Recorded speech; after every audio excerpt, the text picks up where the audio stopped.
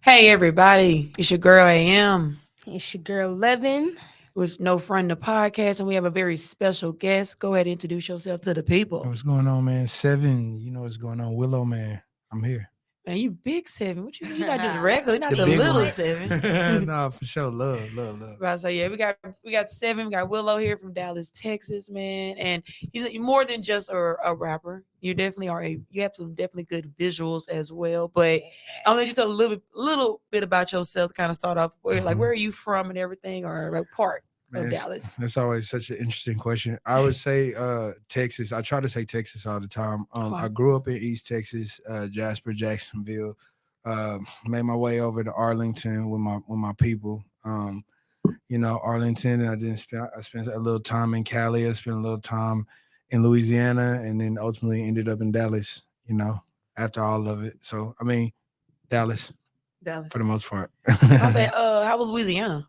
Louisiana was beautiful. I went to college at Grambling. So Okay. yeah, I actually went over there for the little bit at Louisiana Tech for that long. Met some good people there, and then I ended up going to Grambling and graduating and finishing at Grambling. Oh, that's Yeah, dope. Grambling's love. I say I'm familiar with Grambling because I'm from Mississippi. So when you say Okay. Grambling, I actually drive past Grambling to get Yeah. up here when I go home No, or love, back and forth.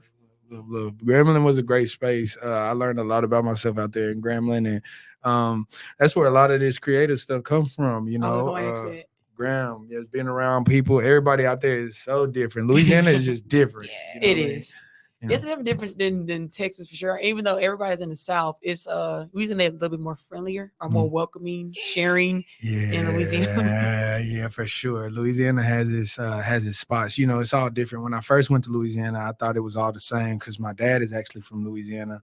And I would get stories about Louisiana when I was coming up, but I found that the North Louisiana and South Louisiana is complete. Man, it's different islands. What? Yeah, it's a little bit more kind of like country compared to like a little hood, a little ratchet. Yeah, for sure. Ratchet is the word. I think they invented that over there. Man, it's different environment. Even like Mississippi is like that too. It's like I feel like I'm from the country, but I'm really not. It's definitely more of the urban area of Mississippi. Yeah, definitely more country areas. Yeah, shout out my dog Jared from Mississippi, from Jackson. He like a lifelong Jackson lover. Like when we was in Grambling, we would be talking about Louisiana and Texas, and he'd be like the one person that would Jackson with everything on mind. Jackson. So I mean, it don't be a lot of us. It's more Mississippi people here in like Dallas than I've seen in quite some time, but definitely still more of like Louisiana and like other places, Oklahoma. A lot of people Oklahoma here, but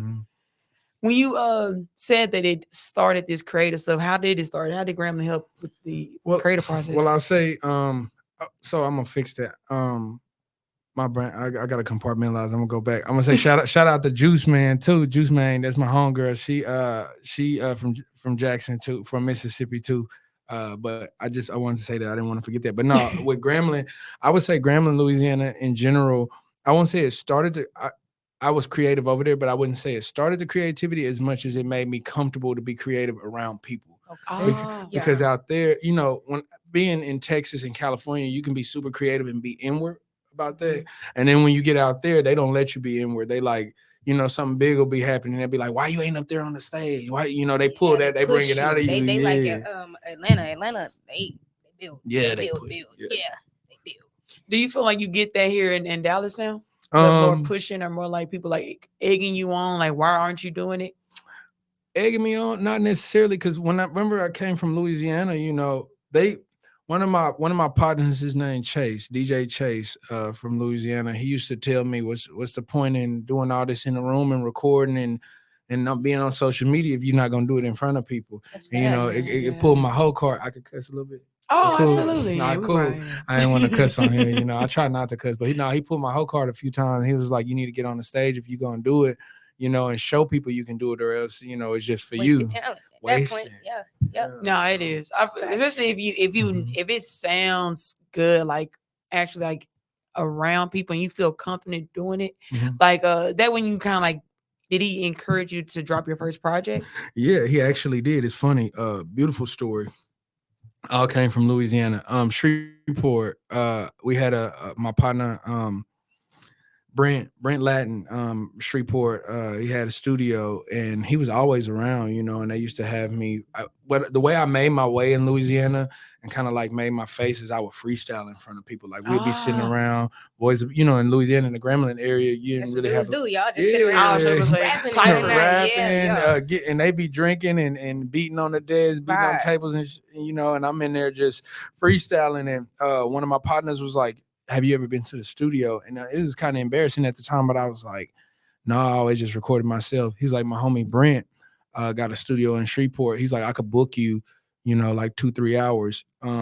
So shout out to Brent. But my first project, 7 songs, it was called Broke as Fuck. Because I didn't have shit at the time, and I was putting the emphasis on that, But crazy story. We drove out there one night. And Brent was like, you're not going to record a whole project in a night.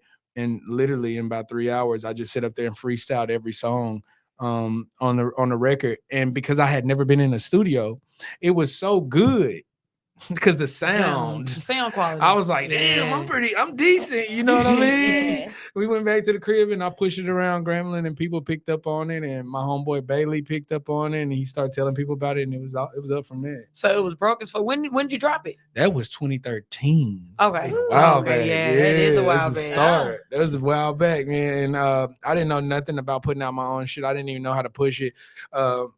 They call him Tatum, but he used to walk around campus with all these dudes following him and hear, hey, y'all checking my dog Willo, man, Willo. And he was putting me on, at the time. I didn't even see it as that because I was so used to just being a creative, but he was putting me on. No, that's what you do. I mean, David on foot out there. On foot. David Banner, that's how he really got big in Mississippi, like at the gas stations, like his selling them CDs, pushing out. They were I literally found they put on your cars like everywhere. It was bad.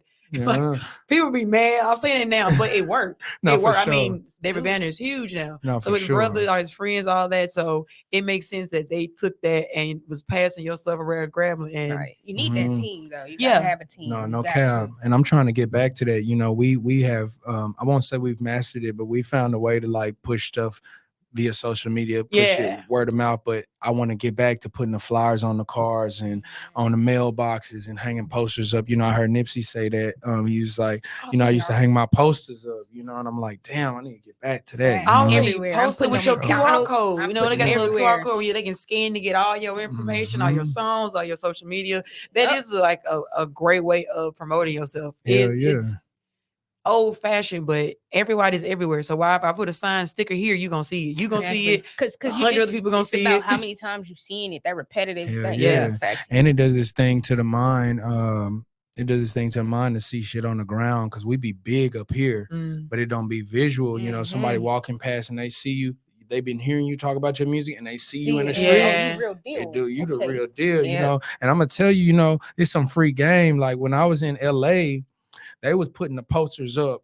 Like when you walk in LA, you see them everywhere. You know what I mean? And it's not like that down here. Niggas strip your shit down, but it's all good. I was like, I just got back from LA. It is like even in went to Nashville and it's like that. Like a few places there literally will put up posters like everywhere. But LA is downtown everywhere. Too. That's what we got. That's what we got to get back to. If you really want to hustle and you really want to make your play, you know what I'm saying? Get out here and put it on the wall. No, for real. So with the promoting, like speaking of promotions, shout out to the hoodie. No, love, thank you. To the hoodie. We were talking about your first project, but the project that most people may have like know you or recognize you from would be the Never Die. Your first project, first album, and then that's the one that you dropped on like all platforms, right? Oh yeah. So what was the process in regards to like making that, creating that one? I was trying to be super intentional. I was that's a big word for me. Like I was working at Verizon and I was on my lunch break and I was sleeping in the car and I like came up like it was almost like a moment. Yeah, it just clicked. Like it just happened. Yeah. You know, what I actually saw in my head, like I saw somebody playing basketball and they had Never Die on their shirt, and I was like, that shit could be big, like because I had a bunch of music, but I didn't know what to call it. Yeah. And I was like, the first time I went and made the project, it was kind of like an accident, a happy accident. But this time I was like, damn, let me be intentional and know what I want to say and know how I want it to sound. But damn, what is it gonna be called? And I remember waking up on my lunch break like and calling my partner Glenn like, I got it, bro. We're gonna call it Never Die. And then he was still in Grambling around that time too. And he just started pushing that shit to everybody. It's gonna be Never Die. It's gonna be Never Die. And we made shirts and that's how that everywhere. Yeah, you see a vision, you push it. Yeah. Absolutely. But when you dropped Never Die, you were in Dallas. Yeah, I was in Dallas. Glenn, who's one of my partners, he works with Never Die as well.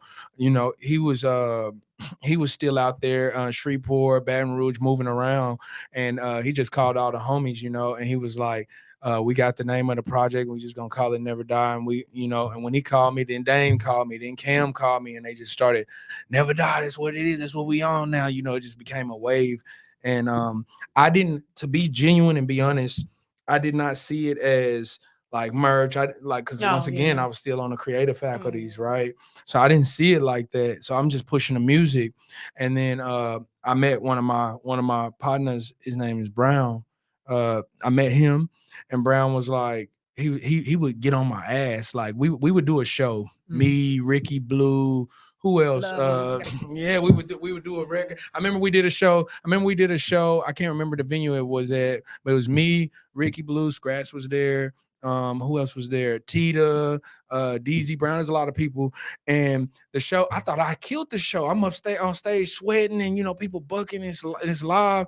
And when I walked out, Brown was like, man, y'all cool, but bro, y'all trash.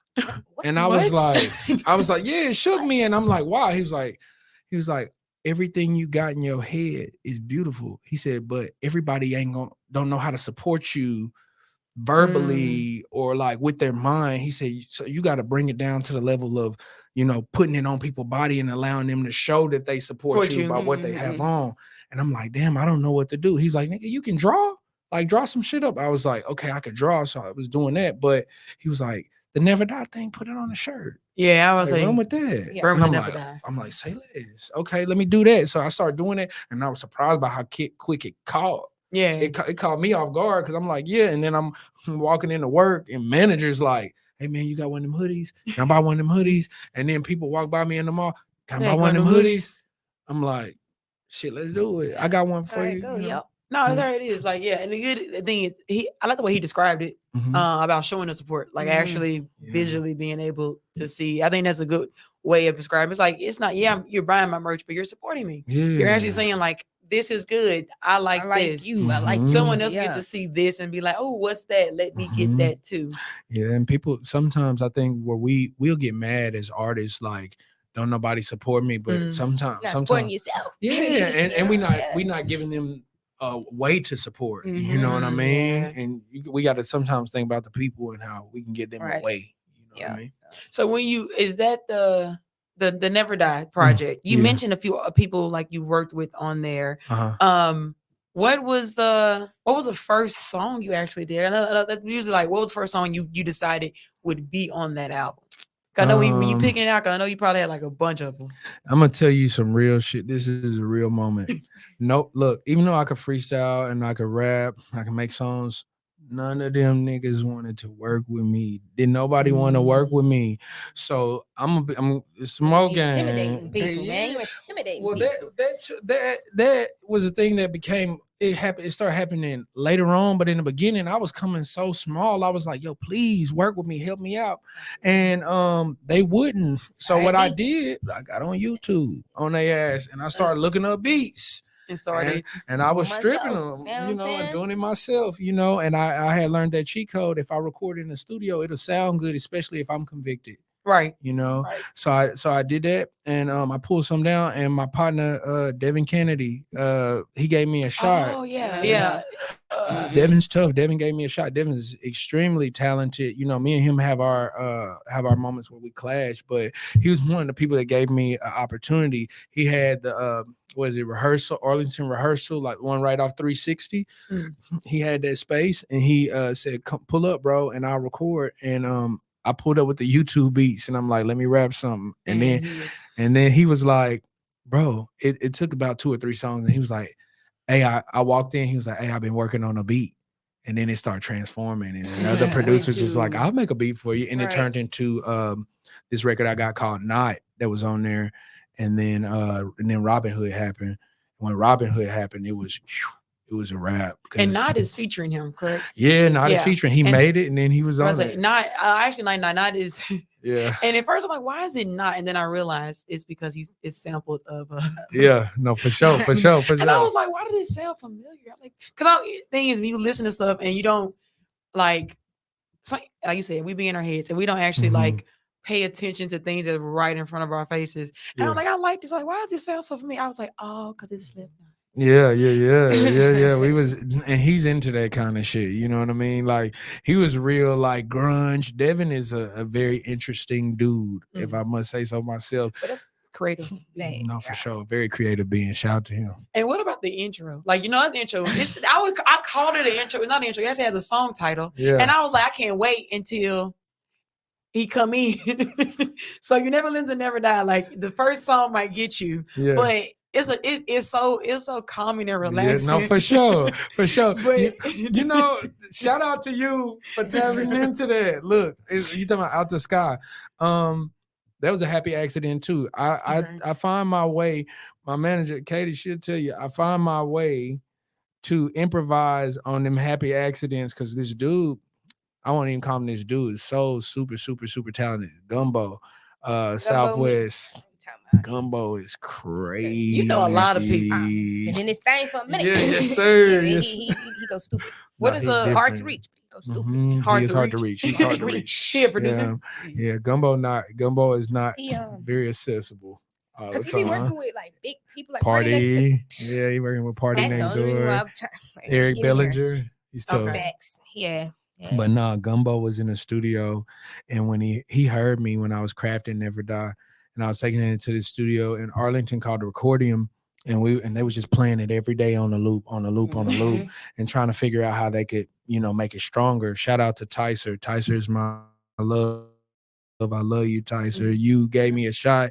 Without you, I would not be where I'm at right now. So but Tyser and Gumbo were in the studio, and Gumbo was sitting in there. And I remember when I finished it, I walked in, he was like, "You done?" I said, "I think I'm done with it. I think I'm ready to drop it." He was like, "But you didn't even give me a spot." And I'm like, "Man, what you mean? What you trying to do?" Right. And he was like, "Let's go in there." And he literally enhanced almost every song just randomly. Like in one session, it was like maybe 3 hours. He was like, "Play the next song." He just played the keys. He cold. He like church code. He church boy code. Like instruments is. He hears it and he knows what to add more. But here's the hack. This is what happened. Gumbo was in there warming up. And he was playing keys, and he was, doing the church thing, turning his head, playing the keys. And when he was playing, I wanted to tell him, let me have that. But instead, I stood back and I recorded it with my phone. I said, I'm gonna record this. I said, this shit too cold. You know what? You can hear someone just. My partner, he was going crazy. And my homeboy, the cameraman at the time, cool. He was walking down the hallway. And thank you. I just hear like, I was like, what is it in the bag? Yeah. And I was like, you just hear like these keys. I can't sound but to me, it stood the test of time. And whenever me and Tyser plugged it up, he was like, what we gonna do with this? I said, I was sitting there. I said, and I had just finished watching Courage the Cowardly Dog because we used to watch shit in the studio. And I was like, hey, bro, put some wind chimes on that shit. To make it spooky, like put some wind chimes on that shit. And when we sitting in there and we playing the game and listening to that shit, and I'm zoning like, oh man, this shit cold. I was like, that's the intro. And I think when you first hit play, you expected me to jump in rapping. So when you hear that shit zing you in the car, and then the next shit come on, you like, You forget where I'm driving. Yeah. Like, I was like, okay, I was sitting there like, I like this. And I'm sitting there like, still waiting. But I'm like, oh, I like this. Still waiting. Like, oh, I like this. I was like, next song. I was like, man, he got me. He got me. I had He gets you. know, I But gotta he gets you to get through that first one, and then you want to listen to the rest of it. You're like, that's creative. No, it was different. It was different. I've been trying to replicate that on my other project. Like my job as a creative is to do my thing, right? Mm-hmm. But I always want to throw you off. Like when that shit come on, like when Kanye records came on when I was young, my mom put me on Kanye, and when I hit play, I'm expecting him to come in hard, and I hear D-Ray sounding like Bernie Mac on that whole have to see you again. I said, okay, bet this is hard. So speaking of hard, like the whole Never Die project, it's like a flow of emotion. Right. You have different like up and down arrangements. Mm-hmm. When you're like going through, how did you sort it out? Like in regards to like laying it all out. Oh, yeah, the arrangement. Matt Middleton. Because it's different than your next part. We're talking about that. It sounded differently arranged. Right. So you said someone kind of helped you kind of arrange the first. Matt Middleton. I say that 100 times. He used to get on my ass too. He was managing me at the time, and when he would come in the studio, it'd be one verse on a song, and he'll say, "It ain't done. You need to rap another verse." And I'm sitting in there. I'm like, "Bro, I think it's done. No, I think you need to do another song. I think you need to put another verse on it." And then he was like, I'm sending him what I think Never Die should look like. I said, this is it right here. Okay. And he was like, nah, because you talked about that on that. And you talked about leaving the school on that one. And then you talked about being in the projects on this one. And then you talked about smoking on this one. Bring a little mic to the studio, have him cough on the mic right here and have this happen. And he just lined that shit up. And that's what he was on. Very talented artist himself.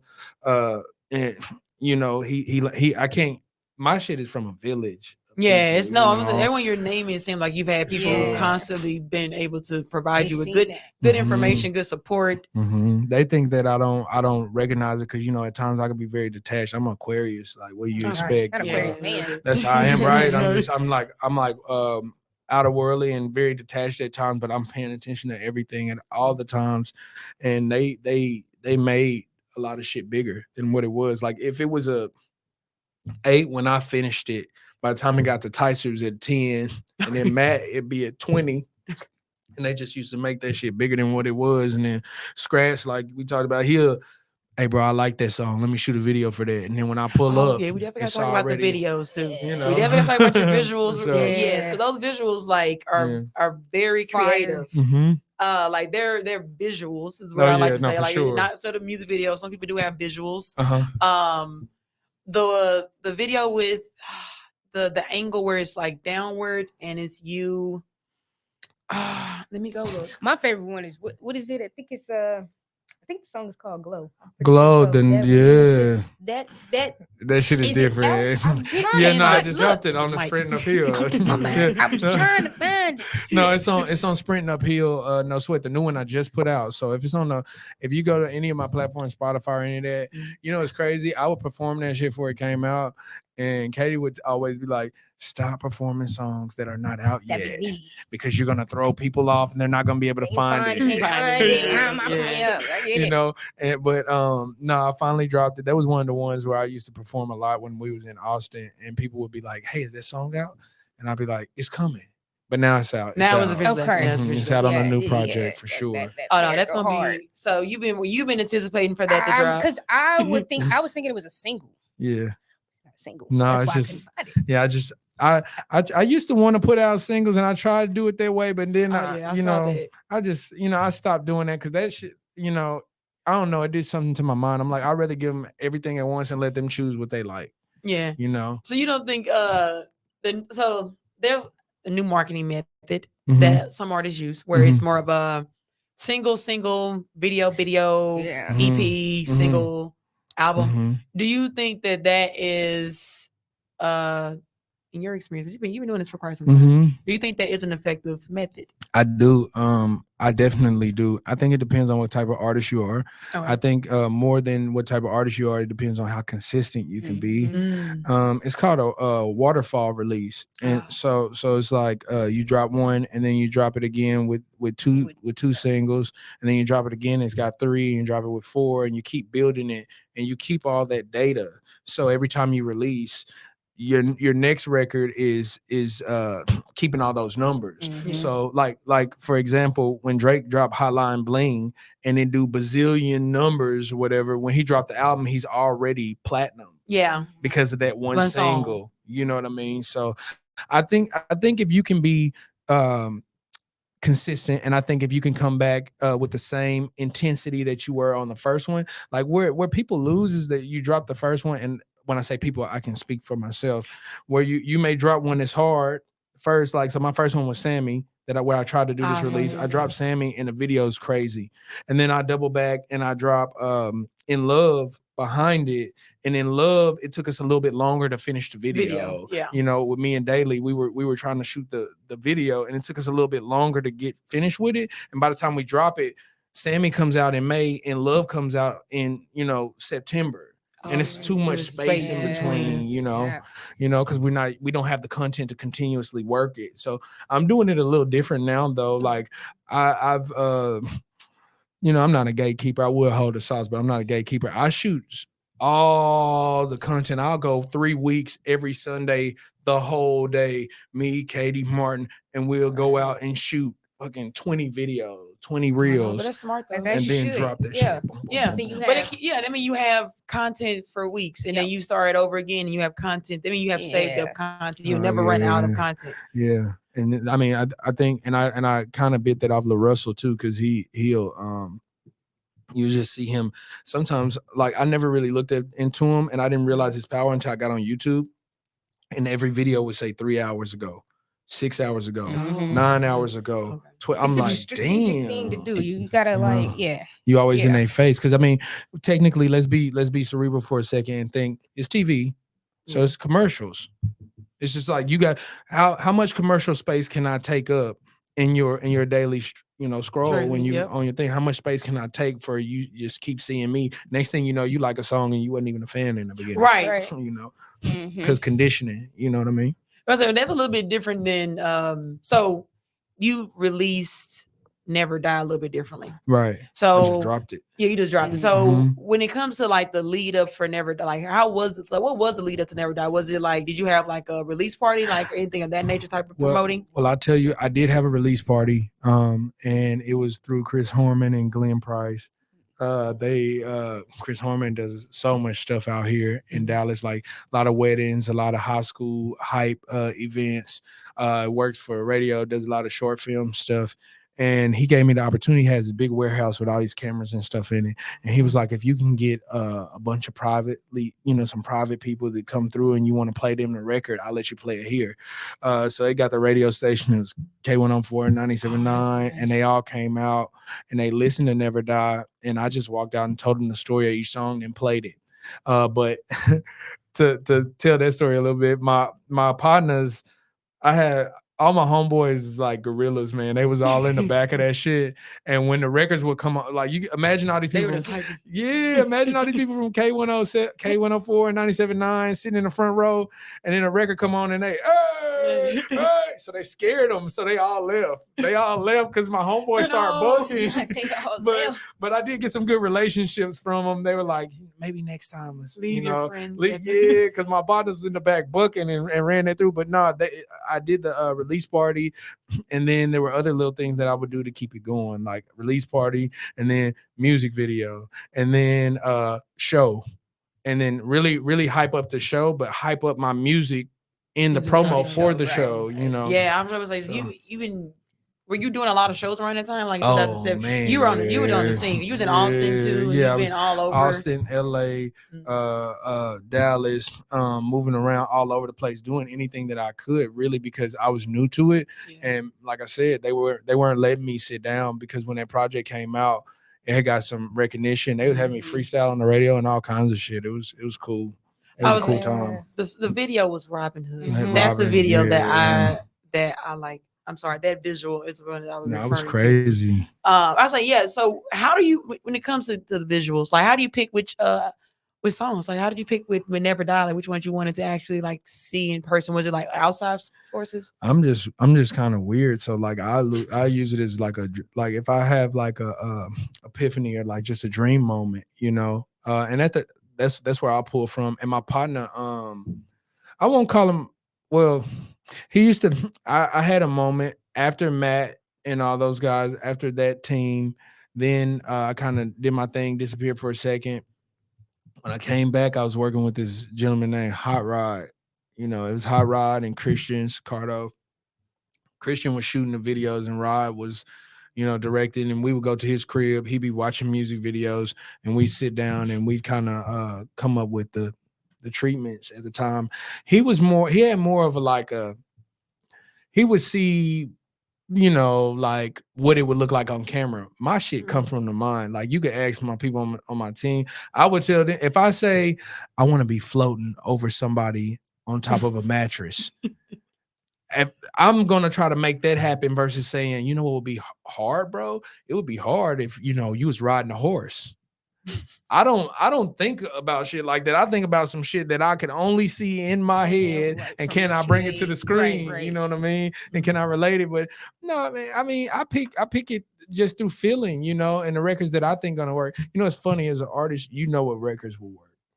When you're sitting in the studio, you got 8 songs, and you're sitting in there. The one that you want to play again, when you want to play it again, that's the record. You know what I mean? Like, or if it have a big moment in it. If it got a big moment, if the record got a big moment, that's part of the rollout too. Like, it's more so about moments. It's not really about. We think that it's grind, but it's like a moment. Like right now, this is a moment. You know what I mean? I say the moment we met was a moment.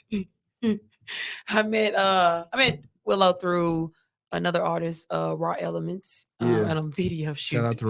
Shout out to Raw.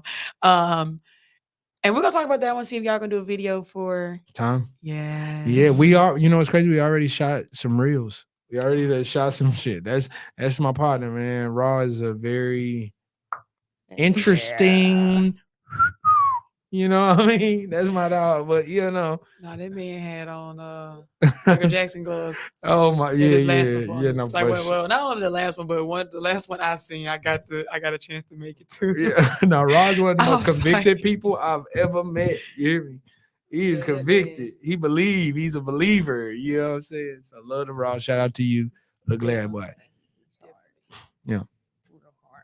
I got a question. Okay, so with the creative process, are you like, you hear a beat and you're like, okay, I got this song I'm about to freestyle? Because you said you freestyle. So do you ever just freestyle and then go in and rap and write it down, or like what is the process? I think it's a feeling. Like when a beat come on, whatever the beat is, you're gonna feel it. You're gonna sway, and then like.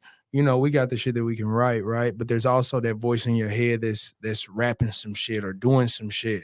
And it's usually a melody or a cadence, and you might need to just say that out loud. If you say that out loud and there's people in the room and they start to move into that shit, okay, well, let's glue to that, sometimes it happens randomly, but, for me, I freestyle some stuff sometimes. I do a lot of my recording myself. Like I'll record, like I got my shit, my backpack right now. You record yourself? I will, and then I'll go to the studio because the studio is that big enhancement, So I'll record myself, and even at the lowest quality, if I want to hear that shit, I know I need to take it to the yo. So that's my thing. I go in there, do it like that, and then whenever I play it back, I'll sit back and I'll say, hey man, y'all call Ty. She could play the flute. Let me put the flute on this shit, or call Max. Let me put the bass on this shit. To enhance the song. That's. It's so you big on instruments. So you okay. The feeling. Yeah. The feeling. Who plays the flute? Ty. Her name is Ty. I'm sorry, I just missed it. I was like, hey, people really don't be playing the flute. I ain't never heard nobody play. Hey, look, flute. Listen. Somebody that plays a harp. Yeah. That's dope. Hey, and I told him, I was like, you should offer that to people because people would look for that sound. Yeah, y'all need to. She know how to play a harp, and I was like, "That's dope." Hey, throw me to connect. But no. She recently moved to Houston, but I went to her house for the first time, and she had a harp, and I was like, "That's crazy." I said, "There's no way you know how to play that." It's angelic, right? Oh God, yeah. Her mom spent a lot of money on that harp, and it costs more than a piano. Harps are expensive. They cost more than piano. I did not know that. You just put me on some shit. That's crazy. Heavier than a piano. They're like $1,500. They depend on the size on it, because she was like saying, like when she was a kid, her one was like one cost, and bigger one she had was She didn't have a big one. She had like a medium size one. She like the bigger ones like 5,000. That's why she didn't have a big one. She has like a medium size one. Every time I watch somebody play a harp, I'm like terrified that they might break it because it's such a. You know what I mean? You know, it's like a guitar string, though. Shout out to Marielle. Yeah. Shout out to Marielle. She actually's on my the intro song. Shout out to Marielle. She's that's what's up. Hey, what though? You know what? Well, that's some shout That's you out. love. Yeah, we'll got to link y'all up. Absolutely. Love. Yeah. So like when you in the studio, because I know when I'm in the studio, I gotta have like certain things that I'm in the studio with. Like got to. It's like the top 3 things I need. So what's the top 3 things you gotta have? Besides water, because that's inevitable. You gotta have that. You gotta have your water. Yeah, water for sure. I can't have no one in the studio that's chatty. Cause when they chat, like I hear everything. Like I said, like I'm always looking for a wow moment. So if I'm in the studio and somebody's being chatty, yeah, I'll be listening for like, is their voice really cool? Can I have them do the intro or can I have them have a moment in the record? But if they just chatty, like they got to get out. Right. So that's it. I need. So basically, like some sort of piece, water. It depends on how I'm feeling. Like I'm genuine. Like I don't do too much drinking and smoking. Like I don't do too much.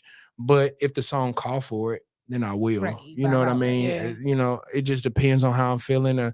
I try to embody whatever the record is. I try to embody it completely. So if I'm listening to it and I know people are listening to it while they smoking, then I might make the record and then I might smoke and come back in and listen to it.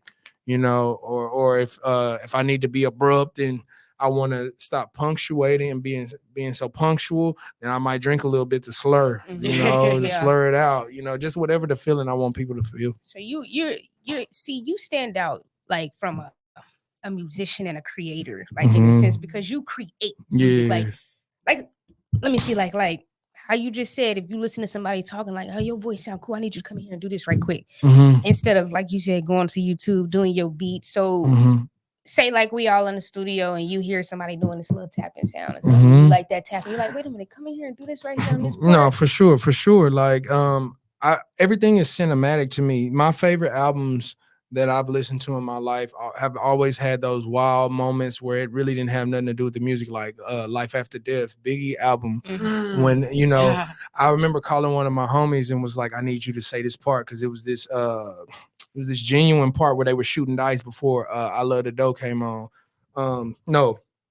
Before I Love the Dough came on it was Biggie and Jay, and then he was like, pass the chronic, nigga. You're talking all that bullshit. Ooh, 100, I fall better. 100, I don't. You, all right, nigga. I want your money. You, and all that shit. You listen in the studio if you can find somebody that can embody that, because that realism. Because you creating like because when I listen to music, bro, I wanna see it in my head, and like a lot of people don't give you that. That's why it's like you're a creative and what you call them entertainer. Oh yeah, for sure. You're not just one. That's for why sure. I like that. I appreciate that for sure. You watch your favorites, Ludacris, Kanye. Oh yeah, them cats. Kendrick first. Too. Kendrick too. People forget about Ludacris and his visuals. His visuals were different, but they were visuals. He's somebody that I don't want to say I sleep on him, but he's somebody who really Ludacris. I would say Kanye, Ludacris, and 50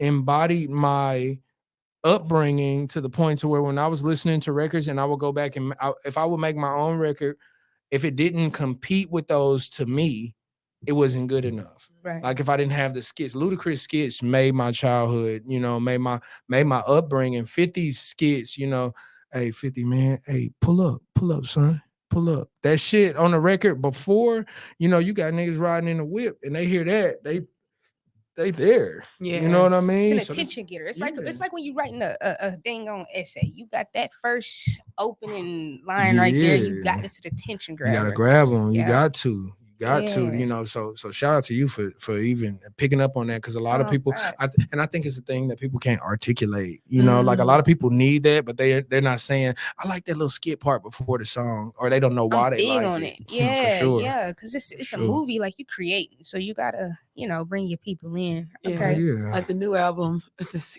when it was like, it's your boy Willo. Yeah. Shout out to him, man. I'm gonna put y'all on there. Who is that? Whose voice is that? So his name is Kyron. Shout out to you, Kyron. Listen, yesterday before the show, I was I was thrown off and I was kind of upset. And I'm on the highway, and I get on TikTok. It's called Get Your Ass On Roast Show. And they have people from all around the country that literally go on each other. Look, where my phone at? I gotta pull it up because I want y'all to see this. I promise you, it will make y'all day. Y'all day will change, and you start knowing the characters and shit on there, and they just be going blow for blow like on that shit. Look, I gotta put y'all on. Kyron is 13. No, I know I was like, I knew it was a kid. I knew 13. It was like a younger person. I was like, I was like, I know this can't be him. Check him out. This Kyron. All right, man, got my guy. Kyron, 13 years old, ripping the dirty Detroit, Michigan. Is you ready, my boy? Yes, sir. All right, 3, 2. And he just clown. Listen. Take off. What's up with your mind? Conspicuous C-bud looking at Mike. What's up, Mike? A bowler, the first funnel cake curry, y'all, Mike. What's up, Mike? Big nostrils, little chest, Mike. What's up, Mike? Your nose size, the same size as your lips, ain't it, Mike? But I found him. He be roasting, and you had him do the. Yeah, I sent him a DM. I said, listen. I said, I ain't trying to get you in no trouble, but you already be cussing. So you might as well. So I need you to do this skit for me. And he's like, all right, then what you want me to say? And I said, I'm instantly with it. I'm with it. Like a Boondocks or something. Instantly. Yeah. And I'm telling you, he sent me that YouTube video, not the YouTube, but he sent me that video back so fast. He walked outside with his hood on, was talking so much shit. I cut it up. He kept talking. I was like, I can't have all of this, but I was like, it was so, again, one of those random in between moments. Like, and look, when it come on, you in the car, you like, all right, Willo finna go crazy. Play.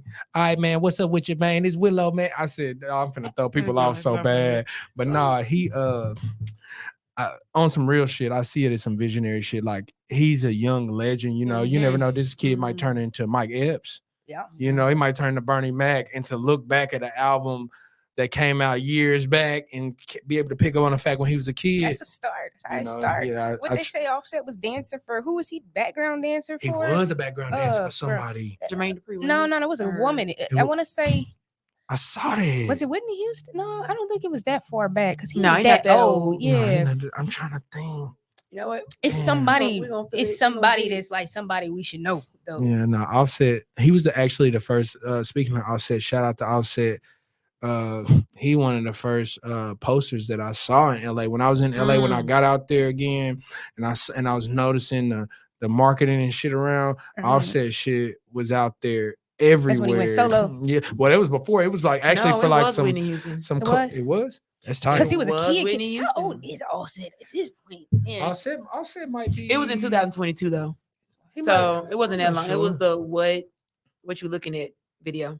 Hey, he killed that shit, and I promise you, Offset hard. When I first saw the Migos, hard. Offset is what from Flex be saying hard. No, that nigga hard. Speaking of Flex, he just had a freestyle on there. Yeah, I know he ate that. Offset, I like watching Offset rap. Offset hard. I'm glad he's by himself now. Yeah, for sure. He's that new album he just dropped. Crazy. You can tell he's by himself now. I heard the sample with Don Tolliver. They were sending it to me. I was like, Jesus. Worth it. Hard. Yeah, Tolliver is just different, though. I've not gotten a chance to listen to it yet, but I'm going to. Mm-hmm. But yeah, when did it drop? It just dropped, didn't it? I think it's like 2 days ago. 15th. He dropped it on the awkward day because I saw something saying he was like dropping on a Sunday. I think it was on the 15th. That's what I saw on like Apple Music. I thought he was gonna drop it on the 13th, but I think he dropped it on the 15th. No, he dropped it on the 13th. He did? Oh shit! Well, there we go. 9/13. No, this month. October 13th. Yeah. 13. Boy, today the 14th. Yeah. Well, damn. Yesterday. Is it? It was yesterday. Did he drop that? I mean, I'm looking at it. It was dropped it yesterday. October 30th. Y'all, Hey, we've listen. had a long night, all of us, All in different situations, Okay. because all of us had today wrong. Oh shit! Oh god! Look, Oh god! let's That's talk crazy. about it. Yeah, just like when you. Yeah. Anywho, Yeah. your project. Uh-huh. When did you decide to drop this newer project? My people was pressing me. I had, when you're a creative, bro, you feel like you're never done with it. And you keep going back to it, keep going back to it, keep going back to it. And it gets to a point to where you reach a certain space and it's like that for like 5 months. And you forget about it, then you're like, tired of listening to it. And I don't want to listen to this no more. And they like, hold on. We definitely worked on that, put that out. So I told myself, just release it, man. See what happened. I just came up with the title. Me and Brown came up with the title probably like. Let's talk about the title. Tell everybody the title who don't know. Sprint, yeah. Sprinting uphill, no sweat. Sprinting uphill, no sweat. Definitely was a throw title.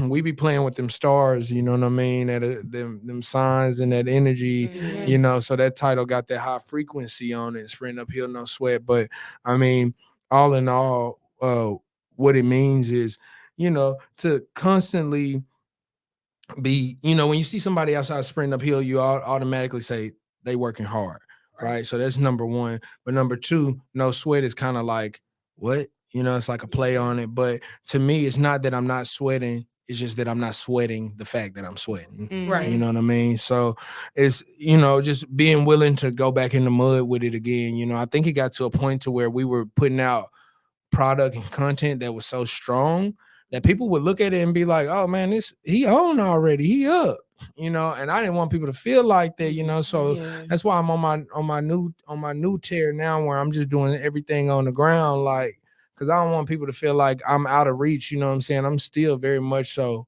right here with the people. I was like, you're very personable. Yeah. And like meeting you, humble, very, very humble. Meeting you, you wouldn't, like the first time I met you, not saying that you're a character regardless.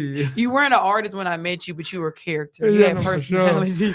You had energy. I'm intentional. And very friendly. I was like very, very friendly for sure. That's the main thing. You kind of came in and said hey to everybody. Oh yeah. Which a lot of people feel like when you get like artists and like who you are, people be forgetting like you can just speak to people. You can still be nice. You can still like tell people like, oh, this is me. Like follow me, come holler at me, and you did that like flawlessly, effortlessly. Yeah.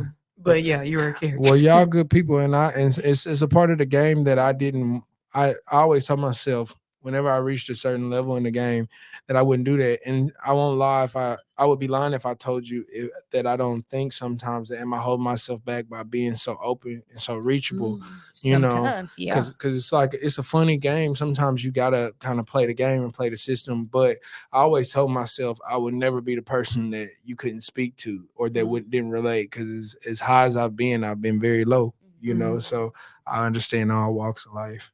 And that's what I feel like with the album kind of shows the highs and lows. Like I said, this one is kind of arranged a little bit differently than your previous work. When it comes to the arrangement of it, who kind of assisted you with this one?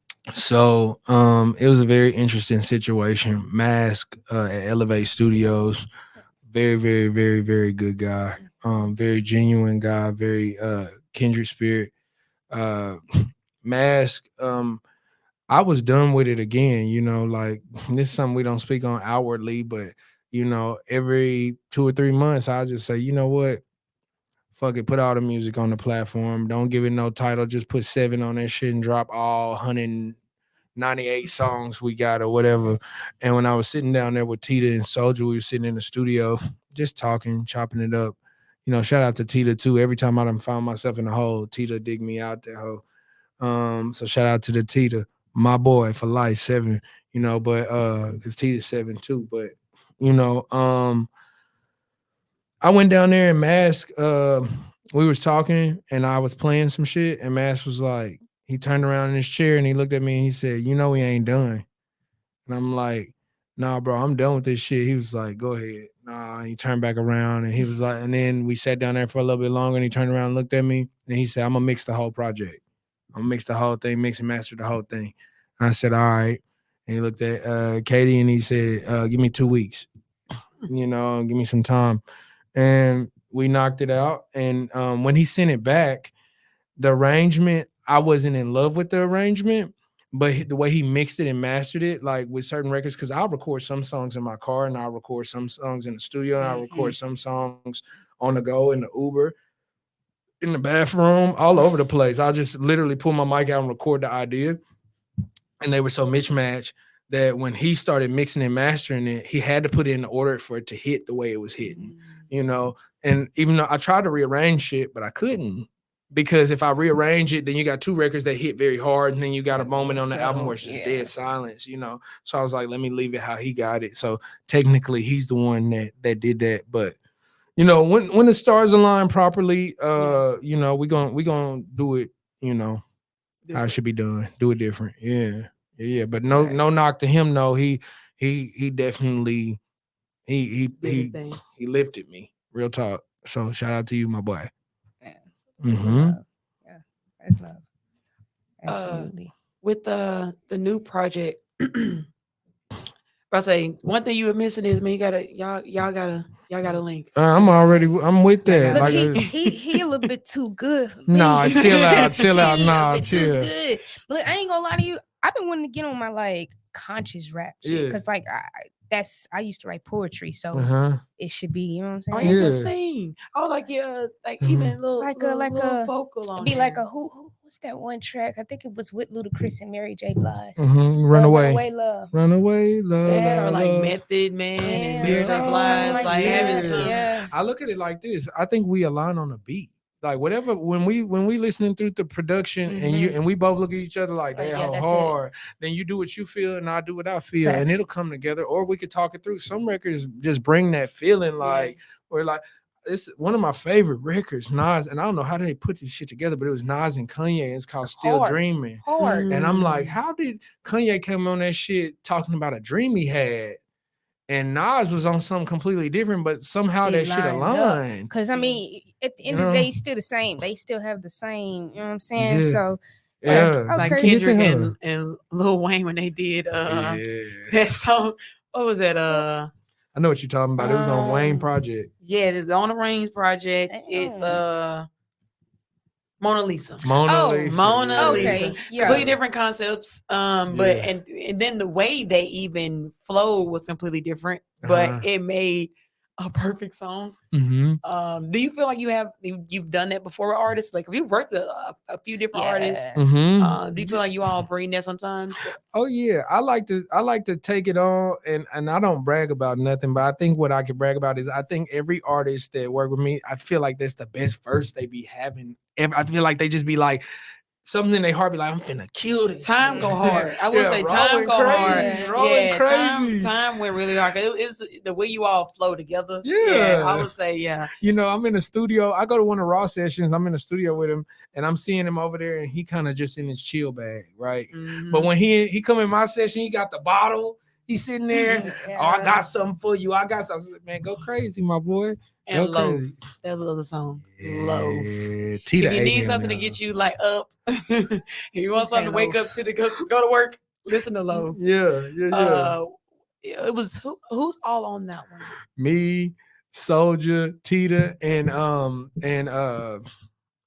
Ken LaFleur just hit me, sent me a message, and he was like, he wanted to jump on that hoe. And I was like, I was like, let's do it. LaFleur hard. Like LaFleur was in Austin he was the what's up, ho? Yeah. Yeah, ho, yeah, ho. He was bucket, man. He went before me in South by Southwest, and I'm in the back behind the stage, like, I don't want to go right now. Damn. I'm listening to everybody. I'm like, okay. They ready for me. Okay. And then I'm back there and I'm chilling, and she come back there. She's like, you ready? And then I hear, yeah, ho, yeah. I'm like, oh my no, ho, no. You know, now everybody lit. Yeah. I mean, how was it performing like at South by Southwest? At South by Southwest, is always fun. It's a vibe. I'll tell you, I love more. I found this now because when you first start running and performing, you find yourself performing more for your people and then for your friends, and then you get to a point to where you're performing for their friends, right? Yeah. But when I went to South by, it was a culture shock because, well, not culture shock, but just a mind shock because I was performing for people I did not know. No. And I'm talking about room full of people I didn't Randoms, know. yeah. And then when you on stage and you say, Skip Town still around, and you put the mic out and they say, life a box of cheese, it's like, Whoa. what the fuck just happened? Right. You know what I mean? So I would say, and that happened last night too. Just when you start to performing for people that you don't know and they tap into it, it do something for your heart. This lady, amazing lady. I don't remember her. What was her first name? Do you remember her first name? Amazing, beautiful lady. I apologize for me if you hear this. I apologize. For being I your name. apologize. Yeah, but I actually just sent her a DM a little while ago and was like, whenever you want to do it again, let's do it again. She from Canada, and she booked us for South by and Soldier. Shout out to Soldier. Shout out to your platform, the Smoke Out. Very, very genuine dude, very loving dude. Gave me a big opportunity, big platform out there in Austin. Shout out to him. They both booked me, and it was amazing. I enjoyed myself. I enjoyed all the people. And anytime I got the opportunity to get new ears, that's like, I think in this stage where I'm at, new ears is the coveted prize for me, you know? So that's what it was all about. And I think I gained a lot of that, you know, down there for sure. So off this new album, what's your favorite track? Ooh, the record I listen to the most is Peso. Peso is the record I listen to the most. If I had to say my favorite track, my moments on the project that I love the most, I love Peso. I love Tita verse on Loaf. Okay. I love Glow, Jarvis verse on Glow. Time is just a moment. Yeah. You know, Sammy will always be a moment. Always be a moment. Taxi was Taxi for sure. I think we redid Taxi so many times that it don't sound like the original, but it's still a powerful song and it's beautiful played live. I want y'all to both hear that shit live. I definitely would love to hear it. Absolutely. Your next show, let us know. I was gonna say, I love coming out to the shows. It's always great to like see everyone in person. But you performed when Right Elements. I saw you. I don't think I don't know if you performed. I didn't perform. You performed Loaf. You performed Loaf. Yeah, I did Loaf. You did. I did Loaf. I did Glow. You did do Glow. It was one of the songs you did, but it wasn't. And I did Sammy, but the mics was fucking up, you know. So yeah, that's a little bit. It was kind of low, but I mean, luckily I was close to the stage, so it helped being closer. But yeah, there was those three. So I haven't seen them on live. So I would love to see them on live. Yeah, because I definitely Loaf was crazy live. Glow, it was definitely Sammy. I wasn't aware of Sammy before seeing the show, but I had heard of I heard Loaf. Well, not Glow. It was Glow I had heard before. Yeah, I had heard Glow before. Yeah, but the other two, I was like, okay, I like this, and that was the first time I heard. It had to be Soldier. First time I probably Soldier. Yeah. Soldier run Austin. Soldier got. That's what it is. I need to be more in tune with the Austin scene. I'm not really. I was like, who is this? I like that. I haven't really experienced the Austin. We getting over to Houston next, but Austin, Soldier run Austin, and I'll tell you this. No disrespect to this city. I love Dallas. Austin, they show you love, man. They love music. They love music, and they love this. They love podcasts. They love music. They love creatives. That's why they do South by there. They embrace. Up here, it's so much. It's like all of us. I don't want to say crabs in a bucket, but it's like all of it. It's like remember the scene on Titanic when the ship starts sinking and niggas behind the gate, like unlock the gate, like we about to die. Yeah. And they like, no, we rich. We rich, y'all. A lot of gatekeeping in Dallas. The thing is, when I sometimes interview people and I ask that, a lot of people try to sugarcoat it. I'm and some people will say that it is harder.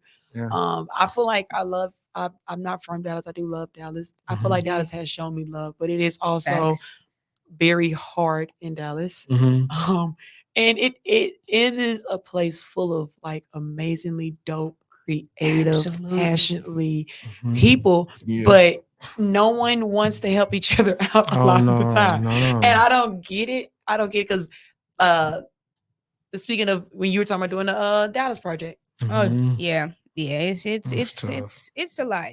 You gotta, like with when we was talking with AJ last week, you gotta actually, if you're not locked in, y'all ain't cool and going out to eat or something, ain't nobody going, it ain't nothing like that.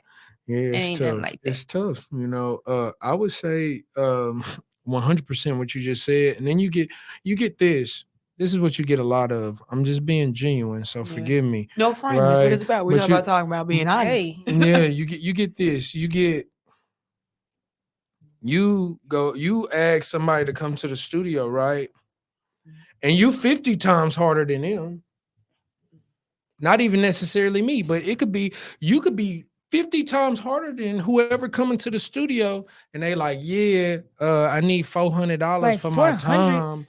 And it's like, bro, you don't even got 400 followers. What are you saying? You don't, and not even followers. You don't even got 400 people that could come to a show. Right. But because you know that one person and you decent with that one person, and but it goes back to what I was saying. Like, do I shoot myself in the foot at times by being too accessible and too reachable? It's that space, but everybody want to be lifted. I think it's possible to do out here. I think it is possible to do, but I think it takes time. I think you can't jam it in a month or 2 months. Some can, but it's better done over time. Right. But I think it does start by like continually working on it. And I think you saying like, does it hurt you? Yeah, I don't think it's hurt. I think it makes you stand out more than the average, especially in this climate of Dallas. You may be more like common or like more used to it in Austin, but if you pick it up and people see that you have succeeded by not gatekeeping and by not keeping your knowledge and everything, and also by shouting out the people who have helped you, because that also is very important.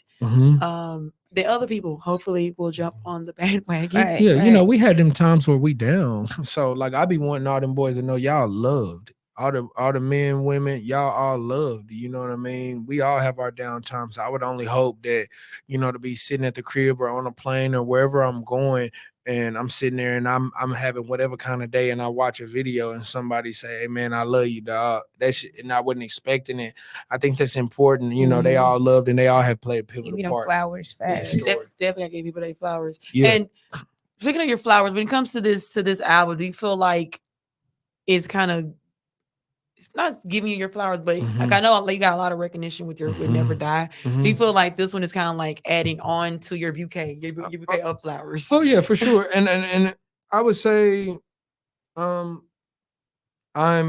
back in the ground. I'm just back on the ground running it again. I think with this project, it's me saying, like, I don't mind. Like, there's something I learned when I was young. My mom would say, I used to have this debate. She'll be like, take the trash out. And I'm thinking in my head, like, I got to do it right now. And then I started having that talk with myself when I was walking to take the trash out. Like, if I just do it, then who gives a shit? It's done. It's over with. So that's how I feel right now with the music. Like, I'm not complaining. I'm not tripping. Let's just get to it and let's do it right now. You know what I'm saying? And whatever it is, however it build, whatever I get from it, what I don't get from it, it don't matter, because I was intentional, and I know it's gonna help somebody, it's gonna touch somebody. I'm just putting it out there in the world. It's like Pot said, I might not be the one that changed the world, but I might inspire the person that changed it. Yeah, like I said, you might definitely will inspire some people like in the scene, and by keep doing shows and everything else.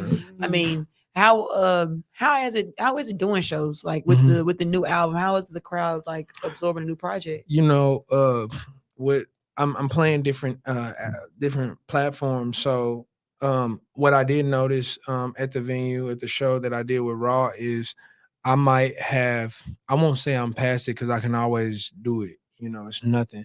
But I feel myself leaving the space of doing clubs. Okay. I've been playing so far, and I've been playing with a live band, and it's a different feeling. And it's also a different feeling at South by, when you got people sitting in there, sitting down with their legs crossed, watching you and observing, and they don't have to be jumping up and down, and they taking it on. I was telling my team at the studio earlier this week when we was practicing, I said, man, it's okay for me to be observed and for people to watch and be understanding.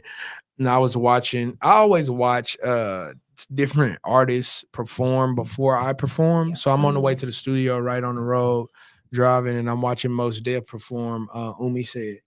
And he's what's that record? He said, I ain't no perfect man. I'm trying to do the best that I can for what it is I have. And I'm seeing people in the crowd, they like crying and like, but they not jumping. They just sitting there and like taking that shit on. Yeah. And I'm like, damn, you know, it's just as powerful to make people uncomfortable or make people feel or embrace what they feel. I mean, and just imagine you're feeling everything that you've been going through for the last weeks of your pain while you standing next to 100 people. You know, that's different than, you know, what I used to think when I was young is people jumping up and down the whole show and bucking and, you know, shit, I go to the gym and I can't jump up and down and buck for 45 minutes, you know what I'm saying? So what I look like, you know, tripping on this chick right here that's standing next to this 7-foot dude and they both, you know, I'm mad at her because she's not jumping. Jump, I said jump, you know what I mean? Yeah. So I'm more in a space of just wanting people to embrace what they feel naturally. So my show experience is changing and this project is allowing it to change. I got, like you said, I got the records on there that's more inward. Yeah, like the record Inward. where Seven Gold and Tita, you know, they both helped me. And Kush, shout out to Kush for producing that record with his multi-talented ass, you know what I'm saying? But shout out to you, Kush, 100, my boy. We're gonna get some more and keep going too. But yeah, it's changing. My stage performance is changing, but with me, you know, I'm changing too. So and it seems like you take this musically change well. Like you wherever the universe take me is where I'm going. Oh yeah. And it's like that's what make you humble. Yeah. I appreciate that. I feel like you don't be stressing. Like, do you stress over music? Are you nervous about things? I do. You carrying it well. I do. You know, it's crazy. Last night I was mad as fuck after that show, and my man, and Katie, and Ty, who plays the flute, is like, you couldn't tell. You didn't tell. You played that shit off well. I was like, I'm a double Gemini too, so you can't. So you can't. You can't tell. I'm a hold it. You know what I mean? But I would say this. And to speak to what you said, which is very, very, very, very important. I think in all the chaos that we go through in life, I don't care if it's a relationship, I don't care if it's money driven, I don't care what it is, sadness, you have to come to a conclusion. Yeah. Most people skip that part and just keep going. And they just stay in it. Like when you said right now something bad happens, right? You got tears in your eyes. You have to come to a conclusion that you're crying, that happened. Okay, what now? A lot of people stay in that space of confusion and chaos, and I try to leave that space as quickly as possible. You know, I won't say as quickly as possible because that space actually allows me to create some of the stuff I create. But I think it's always very important to come to a conclusion. But do you feel like when you're in that state and then you create, you get out of that state though, usually? So I mean, you find your own way of getting. Oh yeah, that is how you get out of it faster by. But it's I was watching something they were saying that like our signs and like if you're air, if you're water, depending on what it is related to, if you use that to kind of project your energy when you're upset, then you can actually create beautiful things. Oh yeah, I'm all air too. I'm water. I be all over the place. I can't find no subtle nothing. So you're thinkers. We're thinkers. We're naturally always thinking about something. That's why this shit is doing this though, because we got that air and it's just a breeze. Basically, you know what I'm saying? Yeah. Imagine we had some fire in this motherfucker. The room might ain't go right now. But no, I'll tell you this too. When you create something with that feeling, a lot of times I find myself having it the hardest to perform records that I had the hardest time making. Yeah. Like from Never Die, I got a record called Ghost. It was very hard for me to make. And I remember performing at House of Blues and the crowds right here, and they was waiting for that song. And I performed the whole thing facing the other way because I was like in my head about it so bad, it was breaking me down. And my team, they wanted me to perform Inward yesterday. But when I did Inward, I was so broke down in my chest, like I had just went through something, you know, that I was like, nah. Cause I don't like, there was a chick last night that was performing and she was like, I had this about my, when I had my babies and this song will make y'all cry. I don't like them. I don't like them The moments. You know, I mean that's one day we will get there. I'm trying to transition into that space, but like I leave that for Adele and Incubus and and you know the guys that really do that. You know, for me, I'm just trying to be present and relate. You know, they can relate to it on the album, but it's something like kind of harder for them or harder for you to Mhm. kind of express it. Mhm. And but I mean, I understand those type of deeper songs. Also, you don't want people crying during your show. You don't want- No, you it like- is a powerful thing. No, it's a Yeah. powerful thing. It probably, but I would cry if I see someone crying. I'm a Yeah. crier. I would cry. So you see, if I see Yeah. 100 people crying, I'm like, I'm sorry. Yeah, oh God. I ain't mean to make y'all cry. You know, Right? group hugs. You know, but we make those songs because that's the songs that you know when you're going through something, if other people need that. Like sometimes I'll be sitting in the car and I'll be sad. Like a lot of the songs that I made from this project, it was 3 a.m. Car smoked out. It's be them again ones. 60 degrees outside, 50 degrees outside, the windows fogged up, and I'm just playing the beat over and over. And I'm so loaded at this point that I don't even know what's going on around me. I'm just in a blur, and I'm saying these words and I'm knowing somebody gonna need that, you know what I mean? And I can hear it whenever the song is played back, I can hear it. So people like, I love that song, play it. And I'm like, You're gonna grow and get there. Yeah, maybe that'd be a closer to your shows. No, for sure. You'll get to that point where it's like, you know what, y'all can cry on y'all way out. Imagine how you would feel with Kendrick performing "Sing About Me," like with the way that shit sound and the way that shit feel. When you see him perform that shit, you sitting in the crowd, it's 1,000 people around you, and you trying not breaking to cry. down, like you and everybody around you all in the vibrator chairs, just sitting at home breaking down. I went to Toby Nwigwe concert, and he brought his mom out, and all of us. But I'm like, why you bringing that lady out? Yeah. And she's another African of descent, so she come out and she's just the happiest mama ever. And I actually went to the Houston one because I wanted to see the Houston. He brought and I mean it made him emotional. So we're emotional, but she emotional. Oh, yeah. And But I'm that's like, now intimate though. it I feel was like so sometimes intimate. you need that, because that's opening up I make R&B music, and my R&B music is like love a girl, like I want you, I need you, why you not? You know what I'm saying? Yeah. So you need that though, like you. Want your artists, you need that. Oh, this man get emotional. Okay, then this man cry because you strike me. You single? Yeah. Yeah. Yeah. No. Don't ask this man this question. But no. Yeah, look at this. Cut this out. Yeah. No, yeah. I'm not. No, yeah, I am. no. Look, I'm saying because no, I'm not. No, yeah, I am. you can tell how the music is though. Like, no, I put out an album. I'm not. It wasn't a single. It was an album. It was I like that. Yeah, we like the album. Yeah. Hard. Love with that album. Yeah. Very much hard. I don't know. I'm looking forward. I'm about to challenge you. I need to cry at one of your songs. One of your shows. You know what? That's a growth. Do a half a song. You ain't even got to do the whole thing. I tell you what I tell her, and she be like, you need to write songs that are like how you feel, because that pulls audiences. Right? Yeah. So listen, and we all air, right? Yeah. I wish I had more water. I would write more love songs, right? But look, Taxi is a love song to me. Okay. It's a love song to me because so check this out. Nothing deeper than when you're in a relationship and it's back and forth and you're existing in it and then it's over.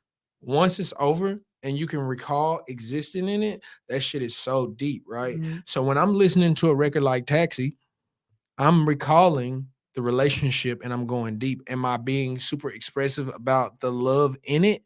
The last time I did that was with Ghost. I was super expressive about the love in it and the pain I felt in it and the highs I felt in it. With Taxi, it's love. I said, what a shame, hate a plane because it lets you leave. It's my way. It's my way of saying, what a shame. Like, fuck, man. And as soon as you're able, hit me. I'm here when you back to me and I miss you like cable. That's that Drake shit. I try That's that Drake I shit. keep it very like in here, It's very cute. It's It's like high love school letter. love. Yeah. Yeah. Like Like, you know, I like you. Check the box if you like me too. Yeah, Yes and no. I want to be Frank Ocean. I promise I do. Like I want to be Frank so bad. I was just talking about the song called Self Control and that he got, and I want to be that Frank Ocean so bad. You know, I told one of the band members, I told her, I said, if I could sing, you know, I would. And she was like, I bet you would. I was like, wait a minute, what you trying to? But no, I wish I could sing. You That's how I know, feel. I kind of can. You can harmonize. A little bit. Yeah, I can harmonize. You can harmonize. sing then. Yeah. I write, but I can't sing. I harmonize. And stop telling people I can sing. I can't Beyonce sing. harmonizes. Because She sure, can't sing. I reference voice some of my She can songs sing. and I cannot sing. Yeah. I've referenced voice. She was like, you can sing? I'm like, no. That's Because I would never cool. get She up could and actually sing. perform it. I feel Yeah. like you're a singer, you're a rapper, like you're an artist. If you can actually, like you said, get on stage, show people, Mhm. people can be like, you know, why aren't you up there? No one's going to ask me that because I Yeah. can't actually sing. But Yeah. But they've asked you why you haven't like created that track for sure. well, the track, it's- because the track, because the words sound nice because I write. Bro. I'll tell you this. You probably go through something that I go through, which is like when I first started, which is what Chase was on my ass about all the time, was like I can make the coldest shit and send it to you and you can bump that hole in your car. But when people want you to express that and give that to everybody, it's like you just sending that to me. I want you to show everybody. It has this moment where it's like, damn, now I gotta get some clothes and put them on. Now I gotta go stand up here. Now I gotta walk back and forth across the stage. He got his head down. Yeah. She's looking to the side. Fuck. You got to be comfortable. It be That's what I'm like saying. that. Yeah. But no. Kind of wrap everything up. We're gonna Uh-huh. get to the end, but Uh-huh. we're gonna have him back, of course. I'll make everybody come back. Love. I want you to tell everybody like where to find you, like social medias. Okay. And then also definitely shout out to your project and where they Okay. can listen to that project. Oh yeah. So it's Willo, WILLOTX on everything. I'm gonna say it again. WILLOTX. It's a play on Willow, Texas, right? And you can find me everywhere with that. Now, as far as Spotify, Apple Music, what's the title? Amazon Music, Said YouTube. everything. WILLO. And you might have to type in the album title, Sprinting Uphill, No Sweat, just because Will Smith's daughter got it locked up. I love you, Willow. I like the record. I found it with just your artist name. Really? But make sure there's no W behind it. Right. No W behind it. I may have looked up Never Die. Yeah. Because that was the first project. So I may have typed in Never Die and I put Willow, but it Mhm. popped you up. Yeah, you can find a lot of stuff through Never Die too, because we that on lock. Tap in, get you one of these. You know what I'm saying? We got all kinds of colors. Get it before they sell out. Because when I'm like one of one, so I don't be trying to do stuff over again. Next year it might be all yellows, no blacks, no blues. You never know. So we'll see. In a green. I need the green. In a green. All right, tap in with me though. Sprinting Uphill out right now. Go check in. Yes. Right. And definitely make sure you follow them so that way you can catch a show out in Dallas, out in LA, out Wherever in the Austin, man's wherever at. this man at. He's not just here, he's definitely moving around. I want to thank you, man, coming out, letting us interview. Let's get to know you. I appreciate y'all for being such gentle people, such amazing people, having amazing conversation and being prepared. I love this. And anytime y'all need me, whatever level I'm on, whatever level y'all on, whatever, Appreciate it, man. let's get it in. Well, y'all heard it first. He's gonna come back. We definitely gonna link again. It's been a great episode, y'all. Peace. All right.